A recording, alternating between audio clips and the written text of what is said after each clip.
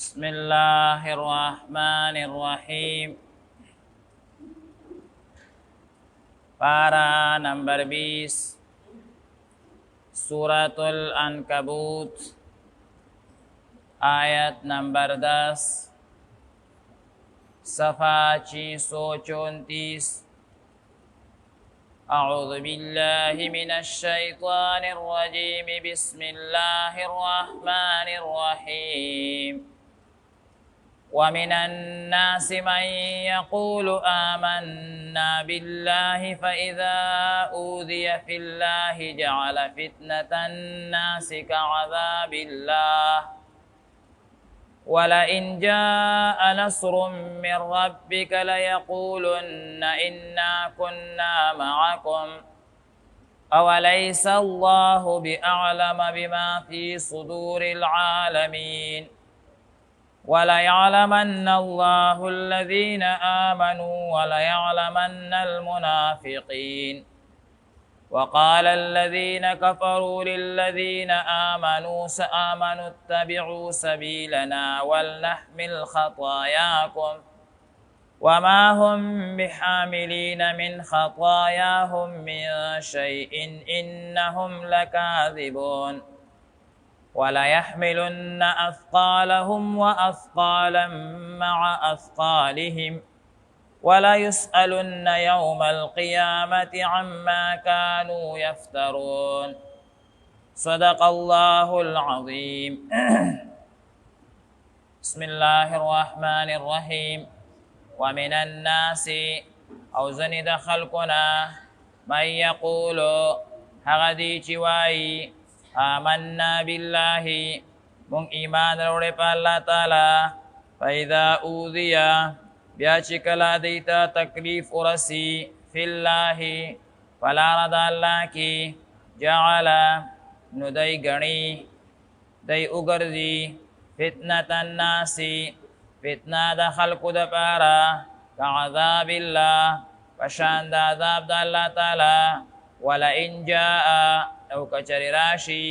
नस्रुम मिन रब्बिका समदत स्ताद रब द तरफना लयक़ूलुन्ना नुदई बज़रूर वाई इन्ना कुन्ना मअकुम बेशका मुंतसरयु अवलैसल्लाहु आया नदे अल्लाह ताला बिअअलमा चिपोयशी बिमा फहागा खबरो फी सुदूरिल आलमीन पसीनो द आलम की दी वलयअलमन्नल्लाहु औ ज़रूर बमालूम के अल्लाह ताला अल्लज़ीन आमनू अगा खलक चीमान रौड़ो वलयअलमन्नल मुनाफ़िक़ीन औ ज़रूर बमालूम आई मुनाफ़िक़ान। वक़ाल अल्लज़ीन कफ़रू नवाई अगा कसान ची काफ़िरान दी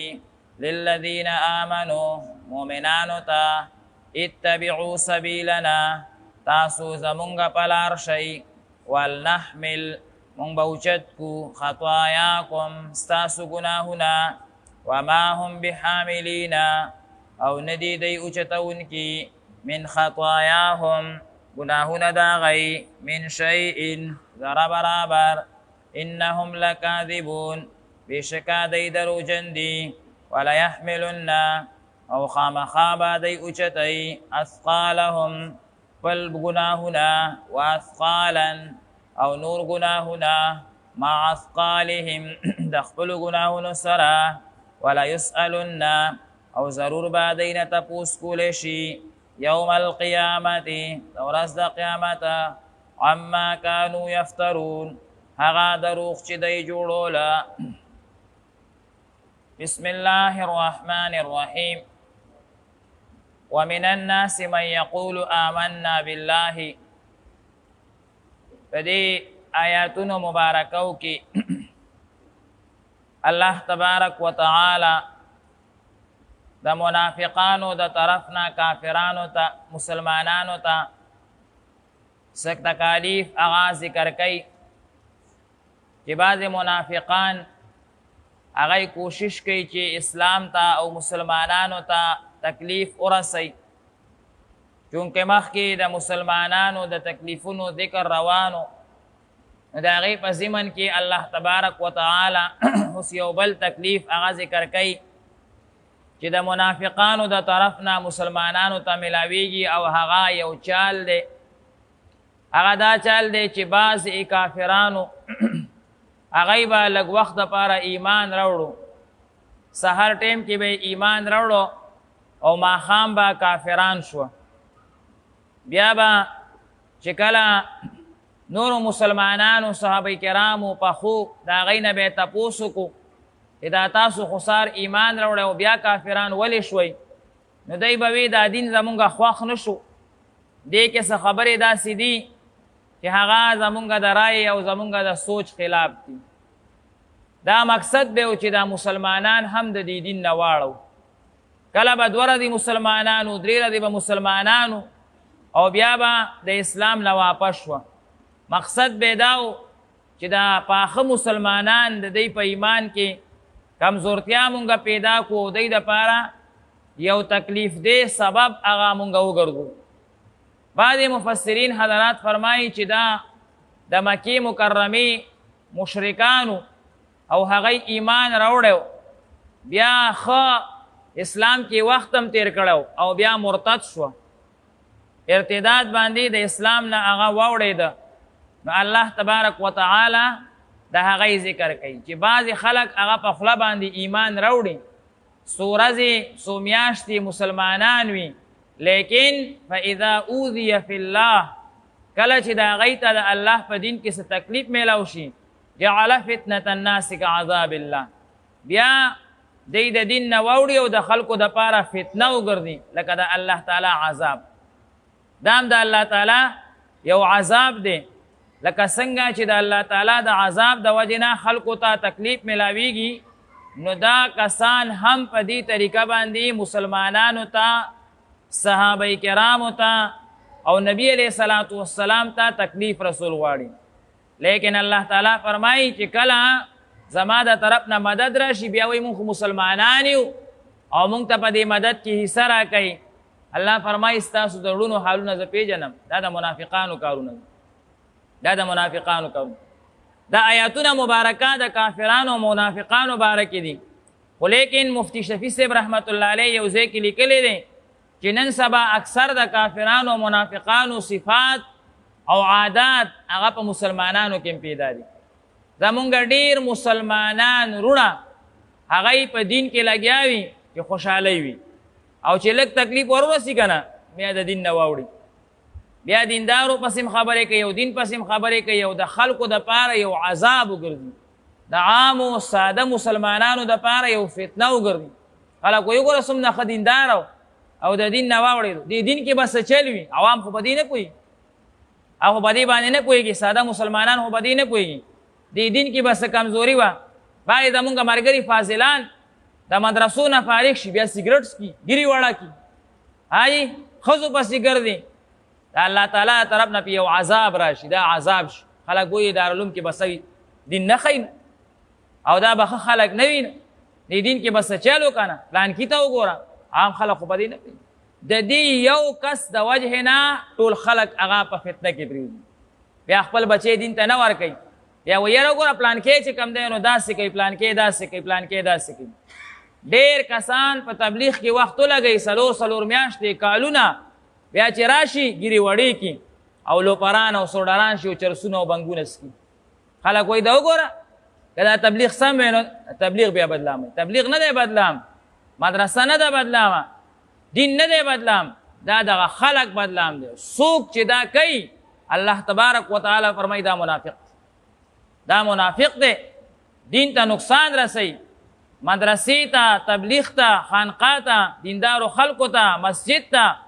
نقصان رسوي. بیا عام خلق هم باقاعده وایي یاره دا لا څنګه چل دی، دا خو چې کوم دی نو دا دومره وخت لګولو او دین یې زده کړو او مدرسې نه فارغ شو، داسې شو داسې شو، او اوس چې کوم دی نو لګیا دی هغه نه مونځ کوي نه اودس کوي، ښځو پسې ګرځي، ګیره وړی، چرس کی، دا کوي دا کوي دا کوي. بس خلک ځان ته بهانه ګوري، عام خلک خو ځان ته بهانه ګوري. زما او ستا د بېدینۍ د وجهې نه، یو غلط کار د وجهې نه چې خلک د دین نه راوړېدو، هغوی به هم ګناهګاري. الله تعالی فرمایي دا چا چې کړي دی دی به هم ګناهګار، دی پکې باقاعده حصه ده. ګناه کې باقاعده ایسه د څنګه یو کس نیک کار شروع کی هغه پسې خلک روان شي هغه ته به باقاعده اجر ملاوي خدا چا چې روان کړي دي دته د ټولو اجر ملاوي دغه شانتي د یو کس د وجه نه څوک د دین نه واوړېدو هغه د داسې عمل د وجه نه بې احتیاطۍ د وجه نه د ګیرې پریښي و هغه بیا وړه کا یې کټ کا او یا چې کوم دی نو پټکې والی و بیا وروستو د هغې استهزا د هغې چې کوم دی نو خیال یې ونه ساتلو د ټولو سزا به چې هغې ته څنګه میلاوېږي دته به میلاوي دته به میلاوي دا خو د کافرانو یو چال دی او کافران بیا وروستو ورته څه وایي کافران دکه شانتې مؤمنانو ته وایي دی نورو ته هم وایي مونږ سره ملګري شئ ستاسو ګناهونه په مونږ د چا ګناه څوک اوچتولی نه شي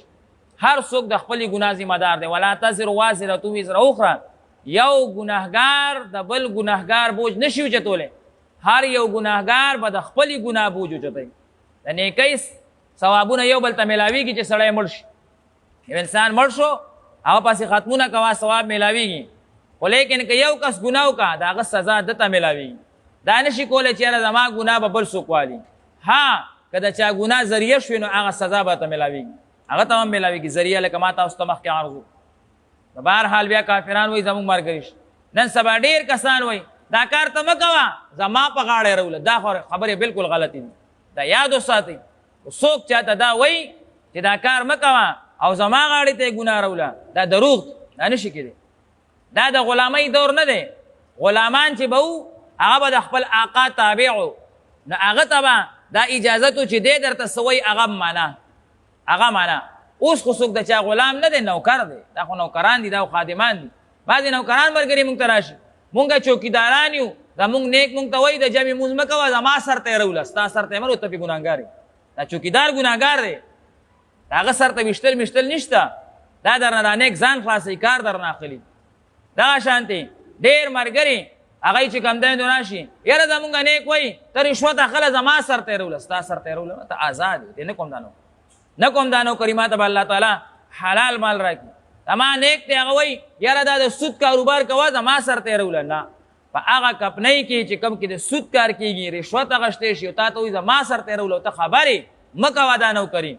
الله تبارک وتعالی به د دې نه ښه رزق درکړي ډېر ښه رزق به درکړي ته زمونږ یو